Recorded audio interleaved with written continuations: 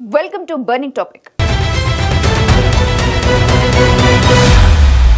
America మాజీ అధ్యక్షుడు John F Kennedy హత్యకు సంబంధించి ఇటీవల విడుదల చేసిన ఫైల్స్ సంచలనాల్ని రేపుతున్నాయి. ప్రపంచాన్నే కాదు, భారతదేశానికి చెందిన రహస్యాలు అందులో ఉన్నాయి.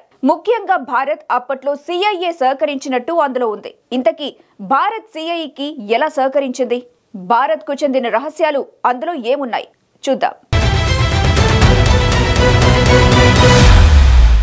ప్రతి దేశంలో సీక్రెట్ సర్వీసెస్ సంస్థలు ఉంటాయి. దేశ రక్షణ కోసం పనిచేస్తాయి. ఇతర మిత్ర దేశాలతో సన్నిహిత సంబంధాలు కొనసాగిస్తూ అవసరమైతే వారి భూభాగాలను కూడా వాడుకుంటాయి. అమెరికాకు చెందిన సిఐఏ కూడా భారత్ సహాయం పొందింది. ఈ విషయంలో అమెరికా మాజీ అధ్యక్షుడు జాన్ ఎఫ్ కెనడీ హత్యకు సంబంధించి ఇటీవల విడుదల చేసిన రహస్య పత్రాల్లో ఉంది. భారత్ లో అమెరికా ఒకప్పుడు రహస్యంగా సిఐఏ స్థావరాలను నిర్వహించింది.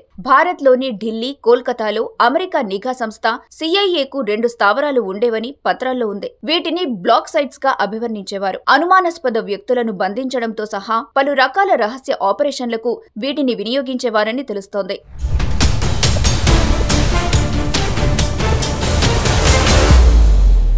ఇక జాబితాలో కేవలం భారత్లోని ప్రదేశాలే కాదు, ప్రపంచవ్యాప్తంగా ఆ నిఘా సంస్థకు గతంలో స్థావరాలున్న నగరాల పేర్లున్నాయి. వీటిల్లో పాకిస్తాన్కు చెందిన రావల్పిండి, శ్రీలంకలోని కొలంబో, ఇరాన్లోని టెహ్రాన్, దక్షిణ కొరియాలోని సియోల్, జపాన్లోని టోక్యో వంటి నగరాల పేర్లున్నాయి. గతంలో కూడా సిఐఏకు సంబంధించి భారత్లో కార్యకలాపాలు జరిగినట్టు కథనాలు వెలువడ్డాయి. 2013లో బహిర్గతం చేసిన అధికారిక పత్రాలను గుర్తు చేస్తూ పీటీఐ ఒక కథనాన్ని ప్రచురించింది. గతంలో భారత ప్రభుత్వమే ఒడిశా లోని చార్బాటియా ఎయిర్ బేస్ ను వాడుకునేందుకు అమెరికాకు అనుమతించిందని దీని సారాంశం. 1962లో చైనా భూభాగంపై నిఘా కోసం సిఐఏకు చెందిన U-2 విమానం రీఫ్యూయలింగ్ కోసం దీన్ని వాడారని పేర్కొంది. వాస్తవానికి ఆ ఎయిర్ బేస్ ను రెండో ప్రపంచ యుద్ధ సమయంలో వాడారు.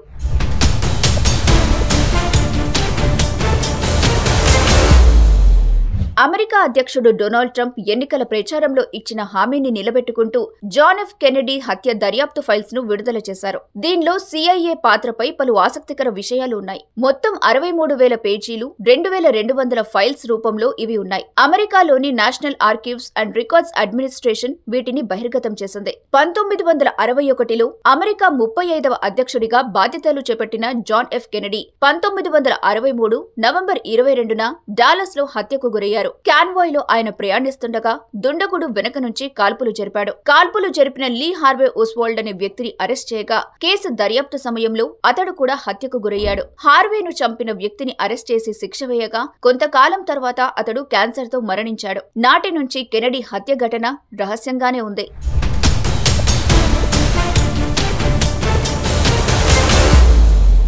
ఇప్పుడు ఆ ఫైల్స్ బహిర్గతం చేయడంతో కెనడీ హత్య కేసుకు సంబంధించి వివరాలతో పాటు ఇతర దేశాల రహస్యాలు కూడా బయటపడుతున్నాయి. మరి రానున్న రోజుల్లో ఇంకా ఎలాంటి సీక్రెట్స్ బయటపడబోతున్నాయో చూడాలి.